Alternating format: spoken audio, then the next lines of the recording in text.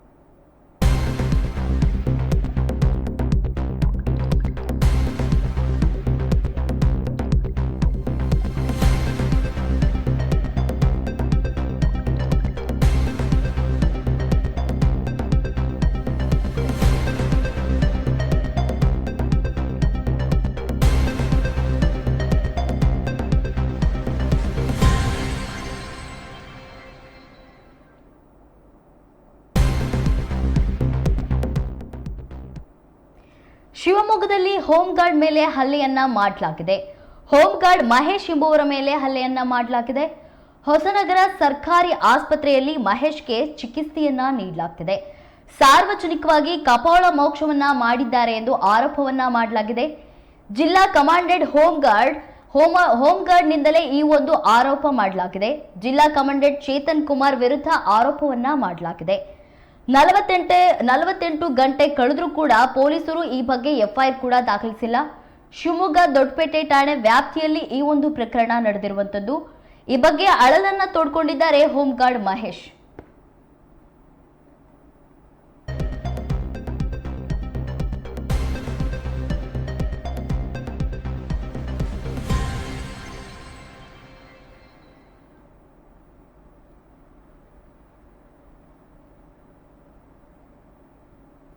ಹೊಸನಗರ ತಾಲೂಕಿನ home guard ಮೇಲೆ ಶಿವಮೊಗ್ಗ ಜಿಲ್ಲಾ ಹೋಮ್ ಗಾರ್ಡ್ ಕಮಾಂಡೆಂಟ್ ಅವರು ಏಕಾಏಕಿ ಹಲ್ಲೆ ನಡೆಸಿ ಕಪಾಳ ಮೋಕ್ಷ ಮಾಡಿದ್ದಾರೆ ಎಂದು ಸಂತ್ರಸ್ತ ಹೋಮ್ ಗಾರ್ಡ್ ಮಹೇಶ್ ಆರೋಪಿಸಿದ್ದಾರೆ.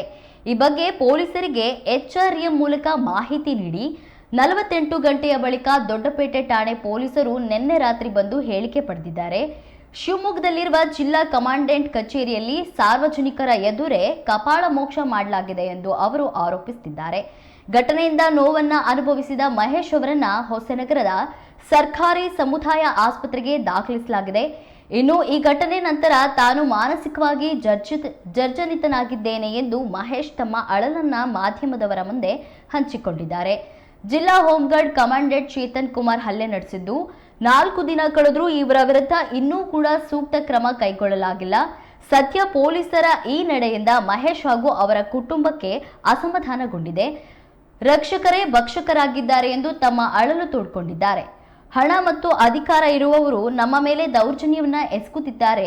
ನಮ್ಮ ಕಷ್ಟವನ್ನ ಯಾರ ಬಳಿ ಹೇಳುವುದು ಎಂದು ಮಹೇಶ್ ಅವರ ಪತ್ನಿ ತಿಳಿಸಿದ್ರು. ಸದ್ಯ ಈಗಲಾದ್ರೂ ಶಿವಮೊಗ್ಗದ SP ಈ ಬಗ್ಗೆ ಗಮನ ಹರಿಸ್ತಾರಾ ಕಾದ್ ನೋಡಬೇಕಾಗಿದೆ.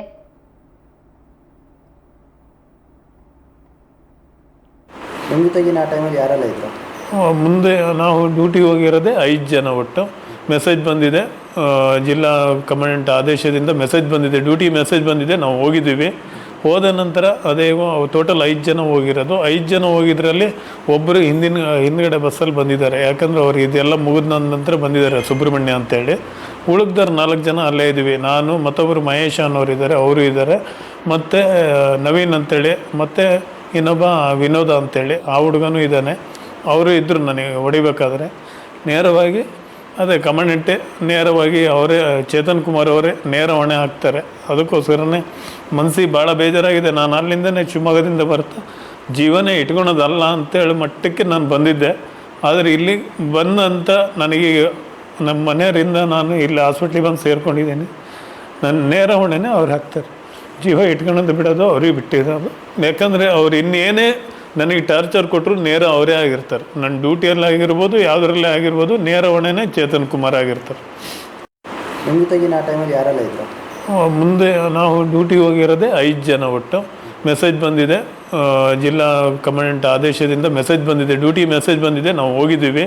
ಹೋದ ನಂತರ ಅದೇ ಟೋಟಲ್ 5 ಜನ ಹೋಗಿರೋದು. 5 ಜನ ಹೋಗಿದ್ರಲ್ಲಿ ಒಬ್ಬರು ಹಿಂದ್ಗಡೆ ಬಸ್ಸಲ್ಲಿ ಬಂದಿದ್ದಾರೆ. ಯಾಕಂದರೆ ಅವ್ರು ಇದೆಲ್ಲ ಮುಗಿದ ನಂತರ ಬಂದಿದ್ದಾರೆ, ಸುಬ್ರಹ್ಮಣ್ಯ ಅಂತೇಳಿ. ಉಳಿದವ್ರು 4 ಜನ ಅಲ್ಲೇ ಇದ್ದೀವಿ. ನಾನು ಮತ್ತೊಬ್ಬರು ಮಹೇಶ್ ಅನ್ನೋರು ಇದ್ದಾರೆ, ಅವರು ಇದ್ದಾರೆ. ಮತ್ತು ನವೀನ್ ಅಂತೇಳಿ, ಮತ್ತು ಇನ್ನೊಬ್ಬ ವಿನೋದ ಅಂತೇಳಿ ಆ ಹುಡುಗನೂ ಇದ್ದಾನೆ. ಅವರು ಇದ್ದರು ನನಗೆ ಹೊಡಿಬೇಕಾದ್ರೆ. ನೇರವಾಗಿ ಅದೇ ಕಮಾಂಡೆಂಟೇ ನೇರವಾಗಿ ಅವರೇ, ಚೇತನ್ ಕುಮಾರ್ ಅವರೇ ನೇರ ಹೊಣೆ ಹಾಕ್ತಾರೆ. ಅದಕ್ಕೋಸ್ಕರನೇ ಮನಸ್ಸಿಗೆ ಭಾಳ ಬೇಜಾರಾಗಿದೆ. ನಾನು ಅಲ್ಲಿಂದನೇ ಶಿವಮೊಗ್ಗದಿಂದ ಬರ್ತಾ ಜೀವನೇ ಇಟ್ಕೊಳೋದಲ್ಲ ಅಂತೇಳಿ ಮಟ್ಟಕ್ಕೆ ನಾನು ಬಂದಿದ್ದೆ. ಆದರೆ ಇಲ್ಲಿ ಬಂದಂಥ ನನಗೆ ನಮ್ಮ ಮನೆಯವರಿಂದ ನಾನು ಇಲ್ಲಿ ಹಾಸ್ಪಿಟ್ಲಿಗೆ ಬಂದು ಸೇರ್ಕೊಂಡಿದ್ದೀನಿ. ನನ್ನ ನೇರ ಹೊಣೆನೇ ಅವ್ರು ಹಾಕ್ತಾರೆ. ಜೀವ ಇಟ್ಕೊಳೋದು ಬಿಡೋದು ಅವ್ರಿಗೆ ಬಿಟ್ಟಿರೋದು. ಯಾಕಂದರೆ ಅವ್ರು ಇನ್ನೇನೇ ನನಗೆ ಟಾರ್ಚರ್ ಕೊಟ್ಟರು ನೇರ ಅವರೇ ಆಗಿರ್ತಾರೆ. ನನ್ನ ಡ್ಯೂಟಿಯಲ್ಲಿ ಆಗಿರ್ಬೋದು, ಯಾವುದರಲ್ಲೇ ಆಗಿರ್ಬೋದು, ನೇರ ಹೊಣೆನೇ ಚೇತನ್ ಕುಮಾರ್ ಆಗಿರ್ತಾರೆ. ನಿಮ್ಮ ಜೊತೆಗಿನ ಆ ಟೈಮಲ್ಲಿ ಯಾರೆಲ್ಲ ಇದ್ರು? ಮುಂದೆ ನಾವು ಡ್ಯೂಟಿಗೆ ಹೋಗಿರೋದೇ 5 ಜನ ಒಟ್ಟು. ಮೆಸೇಜ್ ಬಂದಿದೆ ಜಿಲ್ಲಾ ಕಮಾಂಡೆಂಟ್ ಆದೇಶದಿಂದ.